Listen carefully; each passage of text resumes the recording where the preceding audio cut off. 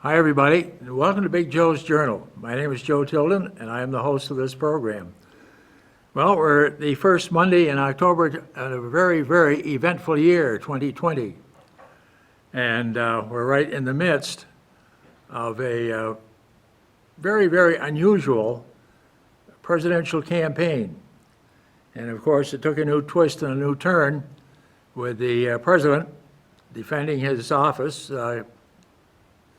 being found one of the victims, or I would say victims, but has come down apparently with this COVID-19.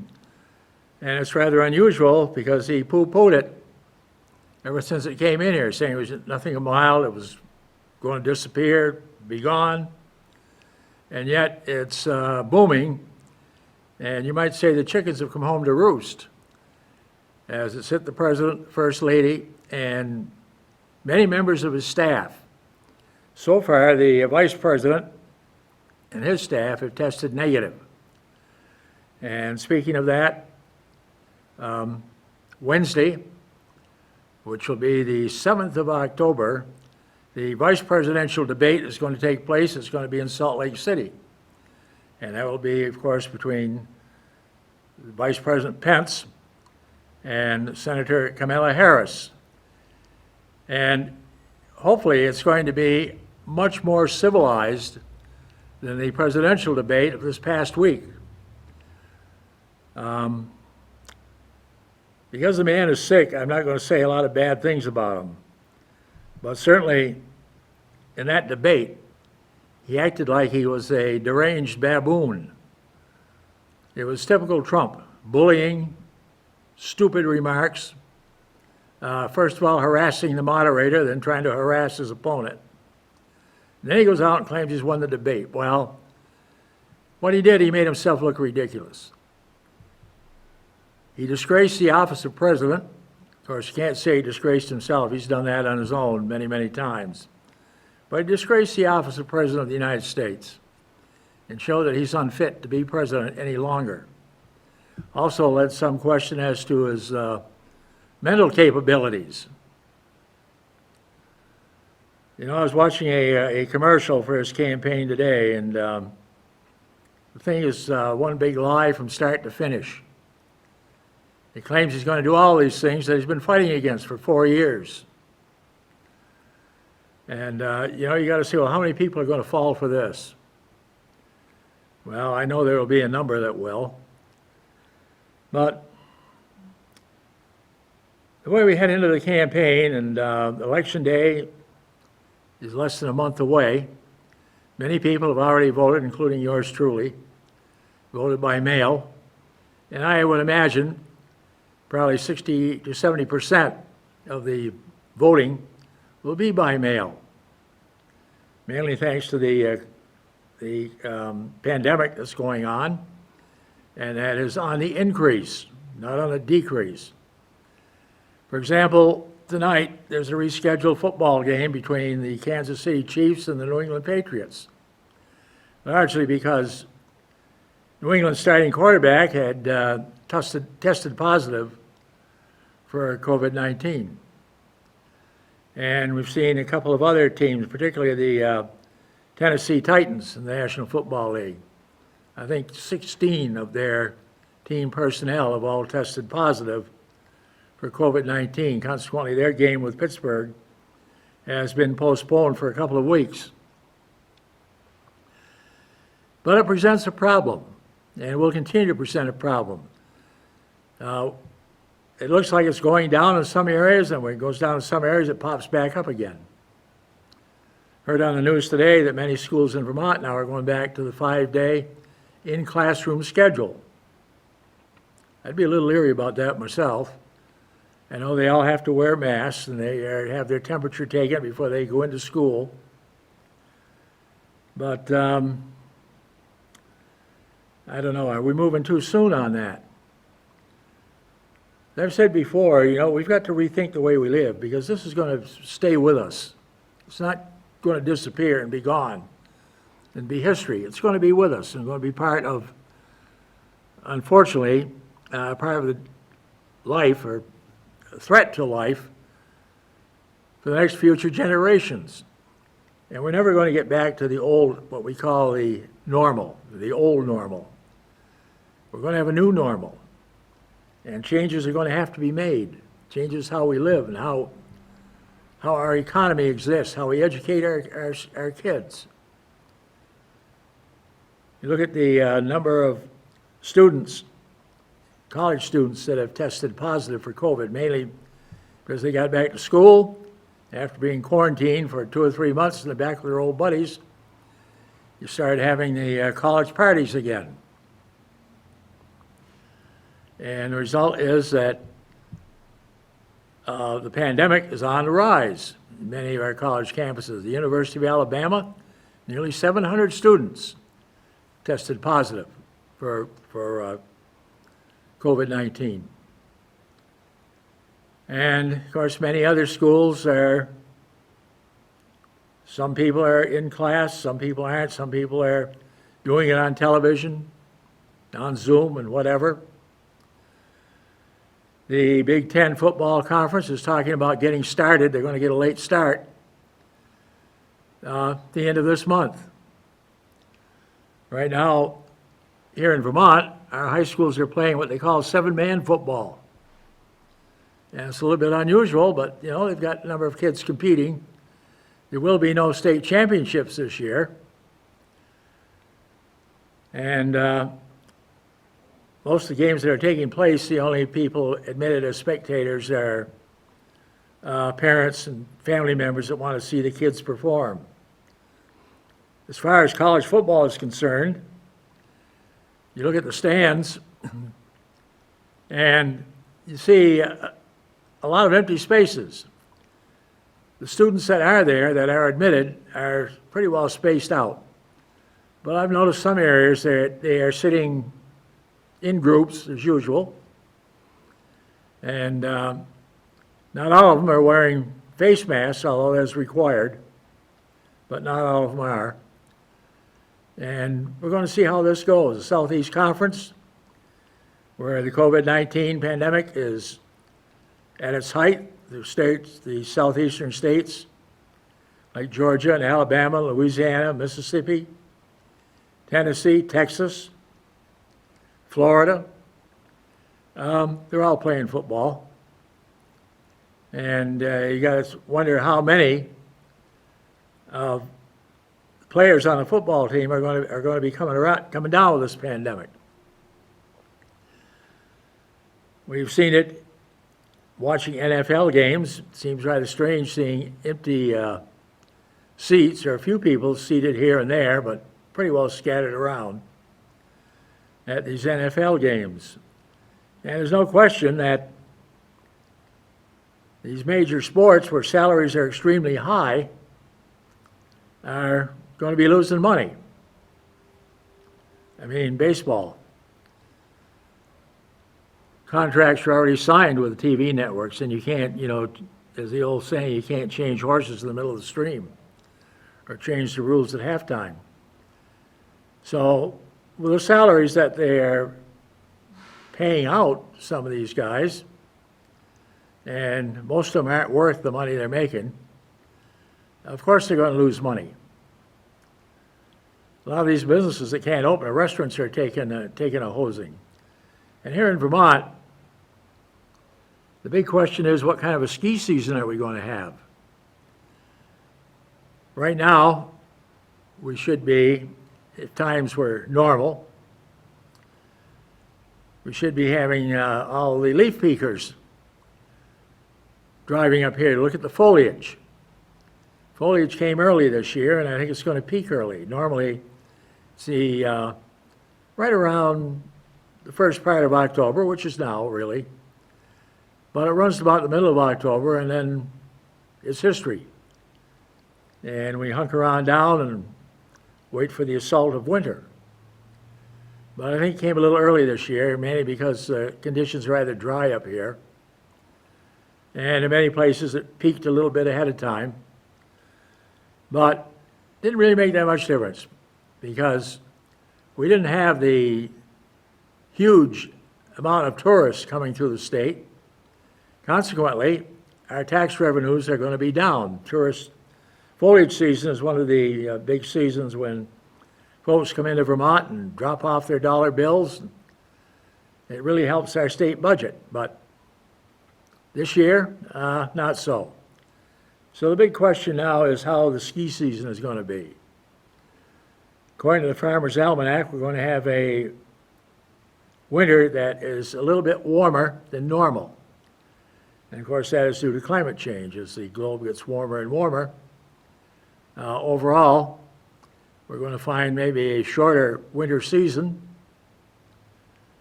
And with this pandemic going around, we're going to see a lot of people that normally would come up here to ski that won't be coming, mainly because of if they come from certain areas of the country, they have to quarantine for 14 days. Unless they've got a lot of vacation time and want to spend time watching television up here in the Green Mountains, chances are they won't be coming. So we're going to be missing out on that revenue. And for the next governor, which will probably be Governor Scott if he's reelected, he's going to be working with a very, very razor-thin budget. I know there are a lot of agencies asking for money, asking for an increase. But I think everybody right down the line is going to have to tighten our belt.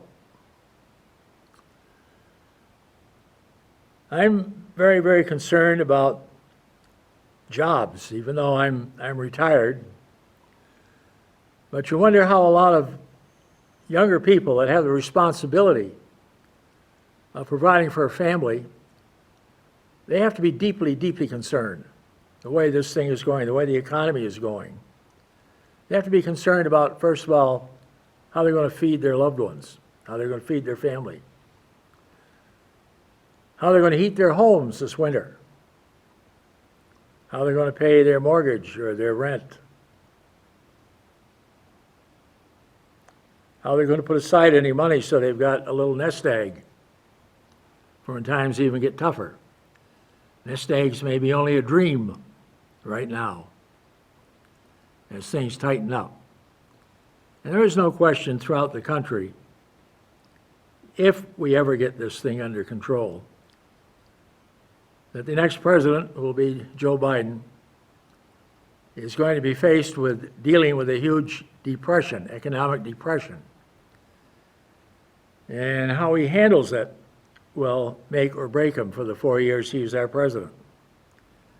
And same token for our next president, who I think will be Kamala Harris, is how we're going to handle this economic depression that the country is going to go through and how they're going to pull us out of it.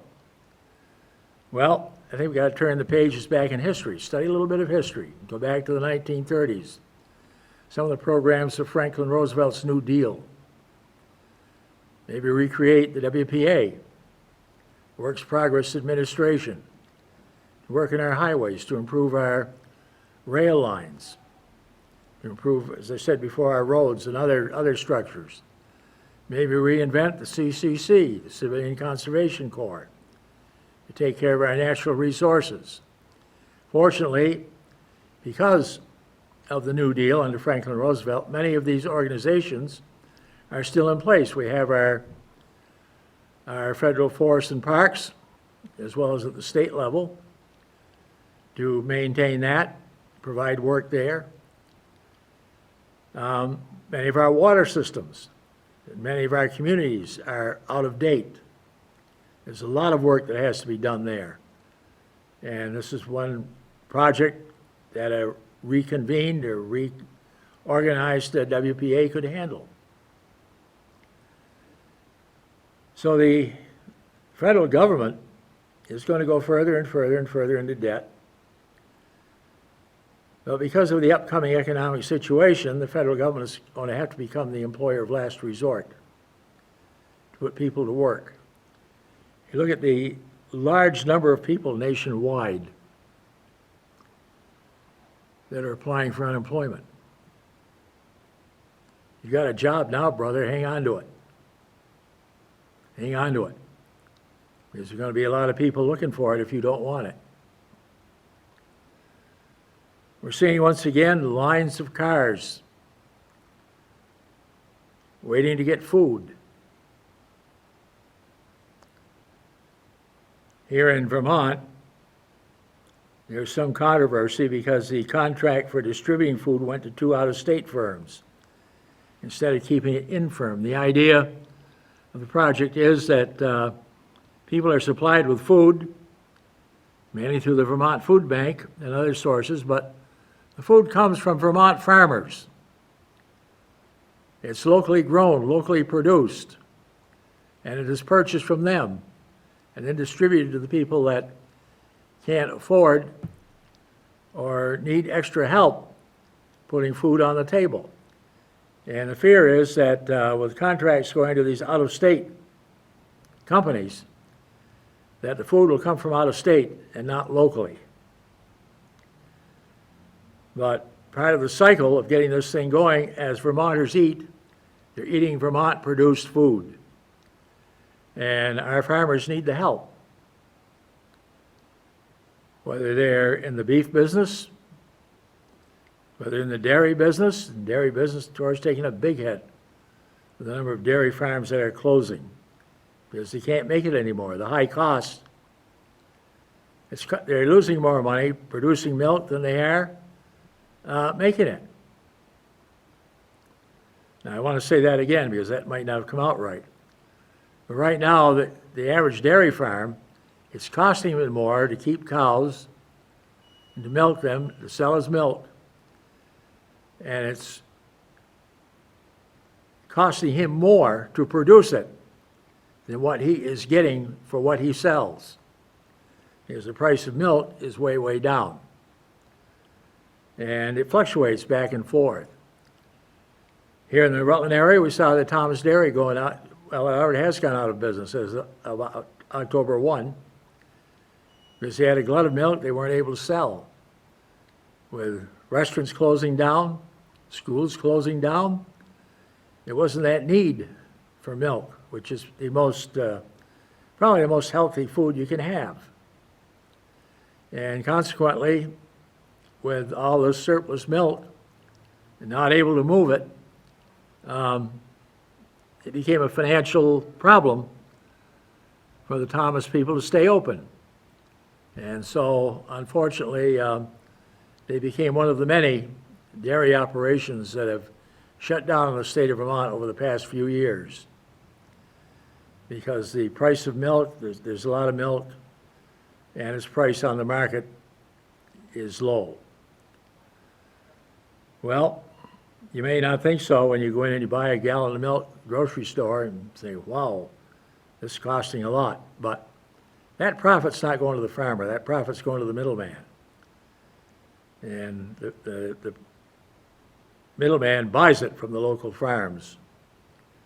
And while they're making a profit, the people that they're buying the milk from are not. Today, if you have a small dairy farm, you're going to lose money.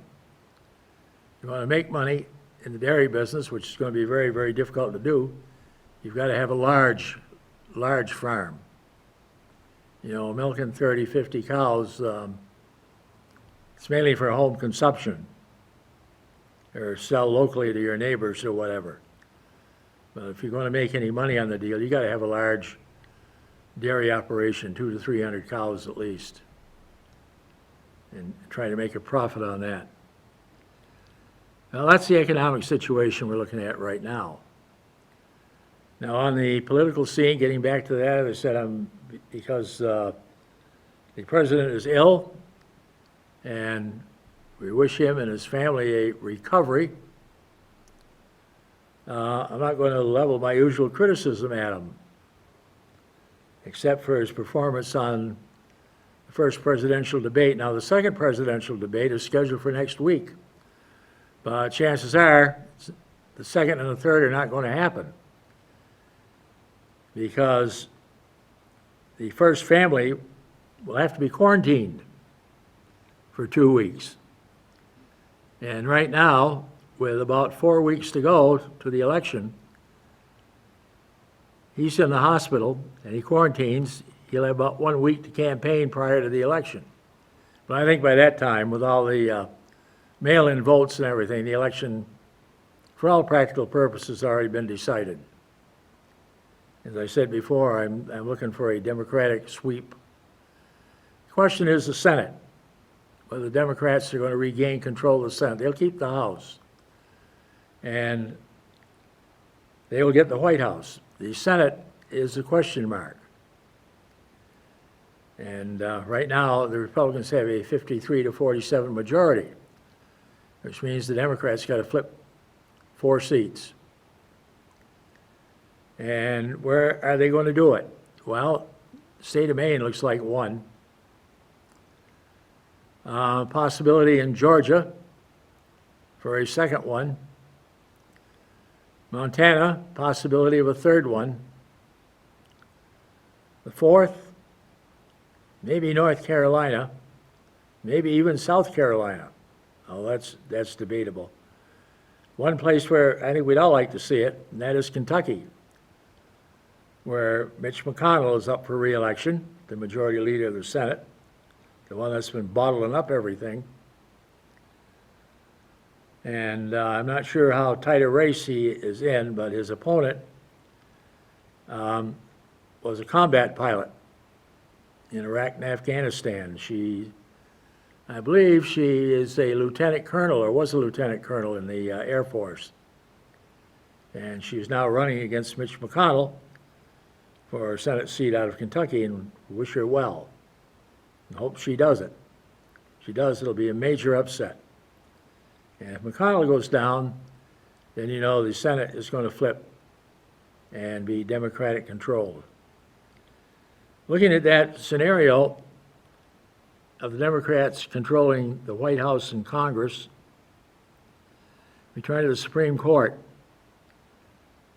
Well, 4 years ago, Mr. Obama wanted to make an appointment to the Supreme Court before he left office, and a Republican-controlled Senate bottled it up. Consequently, they bottled up most of his judicial nominations, which left a wide open field for Trump and Mitch McConnell to fill our court system with their favorites. And now we come to the Supreme Court. Ruth Bader Ginsburg, RBG, who was only 5 foot tall, but certainly in the field of law, was a giant. Her death left an open seat, which has given this administration the opportunity to fill that seat. They have a nominee, and there's a young lady who teaches law at the University of Notre Dame. Her name is Brennan. Since the Senate has to confirm that choice, I think they're going to do it, and they're going to do it in a hurry. So you're going to have a 6-3 setup on the Supreme Court, 6 conservatives, 3 liberals, if you will. Well, there's been some talk, well, let's pack the court. Well, you know, Franklin Roosevelt tried to do that back in 1937, 1938, and it got rejected. You don't need to pack the Supreme Court. It might not be such a bad idea to have a conservative-dominated Supreme Court with a liberal president and Congress. After all, our government is based on the idea of checks and balances. One department balances off the other. And that's a little bit out of whack right now. You've got a Congress outside of the House, at least the Senate, under the leadership of Mitch McConnell, is very, very, very ineffective. They're Trump's rubber stamp. And Congress has got to get on the ball, got to get new leadership in there, and got to get on the ball and got to do their constitutional duties. Not talk about doing them, get out and do them. And the way I see it, a conservative Supreme Court, and I know a lot of Democrats are going to say, what are you talking about? But a conservative Supreme Court might serve as a check on perhaps some far-out things that a ultra-liberal Congress might bring up. Now, I know Joe Biden will be middle of the road. He leans a little bit to the left. He's like myself, a Truman Democrat, where middle of the road, but lean a little bit to the left. I know we both favor the working man and woman, both favor labor unions. We're pretty much in favor of most everything that the Democratic Party exposes. But on some other things, I'm definitely conservative. I know some people might call me a bigot or whatever. I don't know. Call me whatever you want. Sticks and stones will break my bones, but names will never hurt me. Not now, because I'm not running for office. But I am not in favor of same-sex marriage, never have been. I think if two people want to live together, fine, go ahead and live together. But you don't need to go through a marriage ceremony and all that, and if you're going to split up, you have to go to court, and go to divorce court. I think it's tying up our judicial system in something that never should have been to begin with. If you love somebody and you want to live with them, go live with them. But, you know, you don't need to go down and talk about a man talking about my husband and a woman talking about her wife. No, a woman talks about her husband. The man talks about his wife. But, well, that's the way it is, and that's the way it's going, and I know I'm behind the times on that, but I still can't buy into it, and I don't see the necessity of it. I think, you know, everyone has the right to love whoever they want to love. Nobody should dictate who you can love and who you can't love. But you don't necessarily have to bring it into the judicial system. And that's my argument, because I have a few problems with that.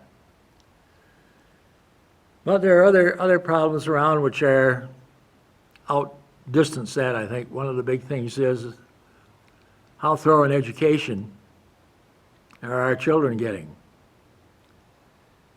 When you have kids at home watching TV or watching Zoom or whatever, how much learning is really taking place? And that's the question you have to ask yourself. These college students, many were sent home in March, and you had the class of 2020 getting their diplomas usually individually or by car or mailed to their homes or whatever. But you have to ask yourself, you know, how much of their education were they shortchanged out of?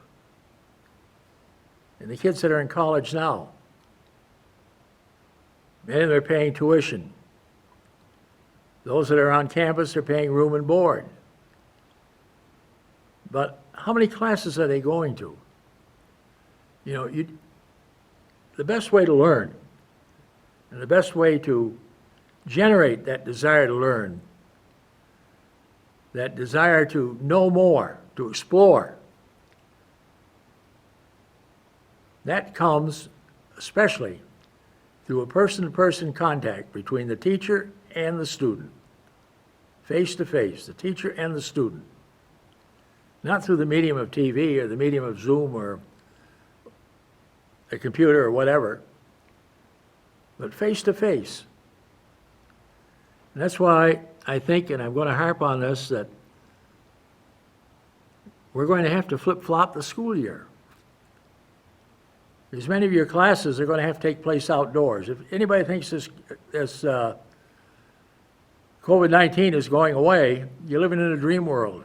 It's not going to go away, any more than the flu has gone away. We don't have the huge epidemic like they had in 1918 because now we have flu shots. And by the way, if you haven't got your flu shot, this is a darn good year to get it. I already have mine. I got mine last week. But rather than be sorry, get your flu shot. If you came down with a flu and then it went into COVID-19, man, you have got about as much chance as a snowball in hell. So take the first step. Get the flu shot. Let's get the flu under control. And then we'll deal with this other thing. because it's not going away, folks. It's going to be with us. With that, may Almighty God, in His infinite wisdom, continue to bless these United States of America. God love you. We'll see you all next week.